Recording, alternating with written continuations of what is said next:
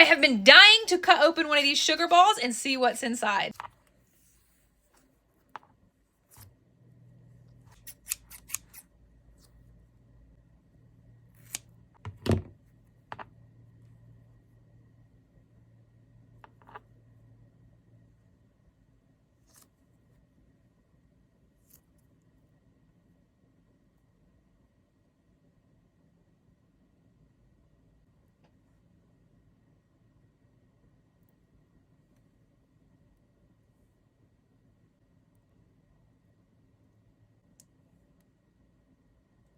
Was it what you expected?